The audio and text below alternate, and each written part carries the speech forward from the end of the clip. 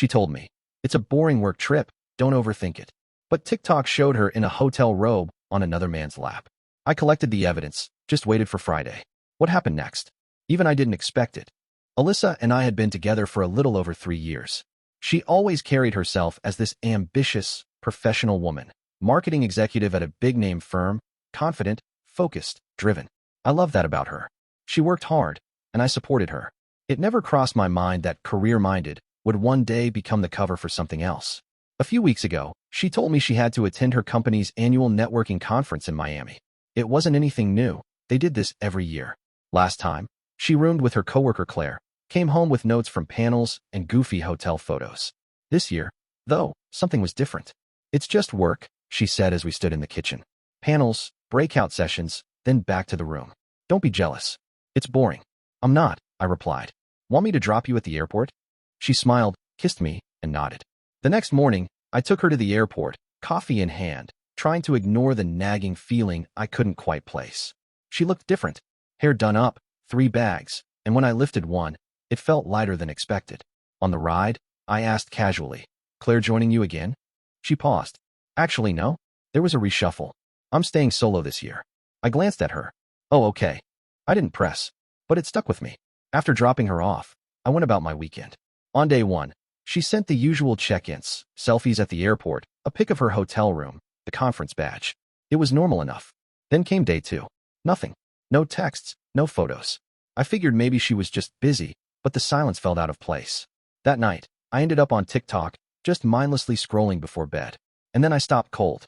It was a video captioned, "Miami nightlife hits different."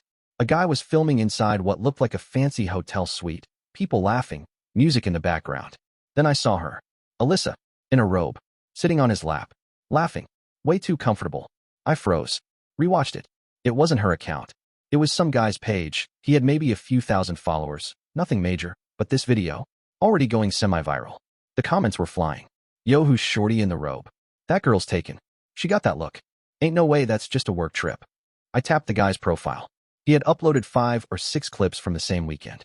Clubbing, hotel parties, views from balconies. Alyssa appeared in almost all of them. Same robe, same hotel bed. In one, she's sipping champagne on the balcony. In another, he playfully slaps her behind as she giggles and throws a pillow at him. And the caption under that one? "Corporate baddies acting up in Miami." It had over 100,000 views. My chest went tight. I watched every video. Twice. Then I screen recorded each one. Saved the profile. Phone in hand. Replaying the moment I dropped her off with her favorite drink, thinking she was heading off to work. I didn't message her. I didn't even let on. I just sat there, trying to make sense of what I'd seen. This wasn't just flirting or a mistake at a bar. This was premeditated, coordinated, intimate. And the worst part? I recognized him. The guy from the video. He wasn't just a random. I'd seen his name before, on a business card Alyssa once brought home from a vendor dinner. I remembered because he had a weird spelling of Zach. It wasn't just a betrayal of me. It was a violation of her job, too. But I stayed quiet. For now, let her come home first. She landed Monday morning. I picked her up from the airport because I wanted to see her face, really see her. She walked toward the car like nothing happened, rolling her suitcase behind her, holding a little bag of duty-free chocolates. "For you," she said, handing it to me through the passenger side window. I took it. "Thanks. How was the trip?" "Busy. Long. You know how these things are. Non-stop networking." I barely slept. She wasn't lying about the sleeping part, at least. Back at our apartment, she dropped her bags and went straight to the shower. I sat at the kitchen table, staring at her unopened chocolates, wondering how she could so easily switch roles, from robe on his lap to girlfriend in my kitchen in less than 24 hours. I stayed calm. Said nothing. Let her think everything was fine. She brought up TikTok that night, laughing at some random video while scrolling on the couch. The irony was brutal. I didn't sleep much. I stayed up, preparing. Went back through every video. Compared the timestamps.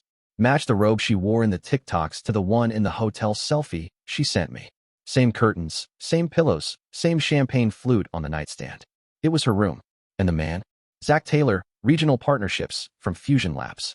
His business card was still tucked in my desk drawer. Tuesday morning, I woke up early. Didn't say a word to Alyssa. Just grabbed my laptop, sat at the dining table, and opened her company's LinkedIn. Found the HR manager. Crafted a short, professional email from a throwaway account. "Hi. I'm writing anonymously to inform you of a potential policy breach involving one of your employees, Alyssa, during your recent conference in Miami. Attached are videos posted publicly on TikTok showing unprofessional conduct between her and a vendor your company works with. The relationship appears personal and may violate company ethics and vendor interaction policies. Best, a concerned party. I attached 4 clips. Nothing exaggerated, nothing edited. Just the truth. Then I hit send. I didn't check her company's response. I didn't need to. I just went about my day like usual, answered emails, ran errands, cleaned the apartment a bit. Friday afternoon, it happened. The front door burst open. Alyssa stood there, still wearing her office clothes, hair disheveled. "You ruined me," she shouted. I didn't flinch. I'd been waiting for this. "You think I wouldn't find out?" she snapped, pacing the living room. HR got anonymous emails with those videos. "You think I'm stupid?" "No," I said calmly. "But you thought I was." She froze. I stood, walked to the closet, pulled out the box I had quietly packed earlier in the week. Her stuff, folded neatly. Her charger, her earrings from the bathroom counter, even the coffee mug she always used. "You don't get to pretend it was nothing," I said, setting the box down. "You lied to me. You risked your job. I just forwarded the footage. You made the mess." "It was just harmless fun," she snapped. "I didn't sleep with him." I looked her dead in the eye. "You wore the same robe in his hotel room that you Snapchatted me from. He kissed your neck on camera. He slapped your butt while you laughed. And you were on a company trip with a company vendor. You think HR cares whether you slept with him?" She didn't answer. "You betrayed me. You disrespected your job. If you want to call it just fun, that's your story. But don't be surprised when no one else buys it." She stood silent, blinking hard like she wanted to cry but didn't want to give me the satisfaction. Then she turned, grabbed the box, and walked out without another word. I didn't feel vindicated. I felt exhausted. But something told me this wasn't the last I'd hear from her. I figured that would be it. She'd move on, I'd move on, and the whole thing would fade into the background noise of bad breakups and poor decisions. But no. 2 days after she stormed out with the box in her arms, I started getting DMs from mutual friends. "Dude, check her Instagram story. She's talking wild about you. She's saying you're abusive." I opened her profile. We were still following each other. I tapped her story, and there it was. A black screen, white text, dramatic background music. "Lost my job because my ex couldn't handle a strong woman having fun on a work trip. I gave everything to a man who turned around and destroyed my career out of insecurity and control. Ladies, watch out for these types." It was so calculated. Just vague enough to avoid naming me. Just bold enough to paint herself as the victim. A few hours later, she posted a selfie, tear-streaked but polished, captioned, "Some people can't stand to see you shine. But I'll bounce back like I always do." That would have been the end of it if the internet didn't exist. Because, you see, people had already seen the original TikTok. They were still live. And now? They were gaining traction, especially after someone stitched one of the hotel room videos with her Instagram story. It was brutal. Sis said she lost her job for being too strong. But here's her being strong on some dude's lap in a hotel robe. People dug in. The original video had cracked 300,000 views by now.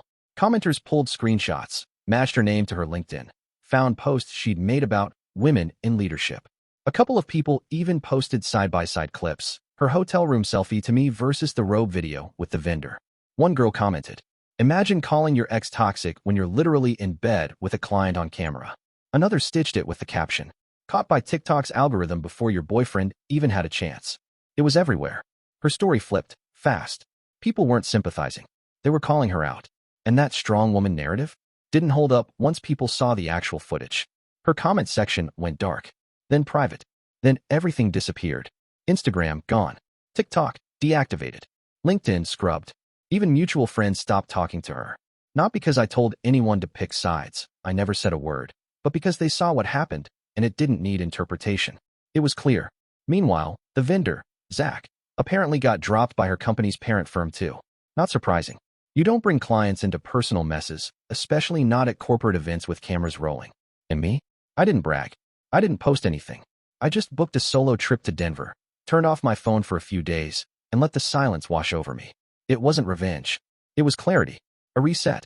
When I came back, I started therapy, not because I was broken, but because I wanted to understand why I had ignored the red flags for so long. Why I gave so much trust without expecting the same back. I haven't heard from Alyssa since. Not directly, at least. A mutual friend told me she moved back to her hometown, staying off social media. Apparently, she's still blaming everyone but herself. But I never needed her apology. She said it was just a work trip. So I just let the truth go to work.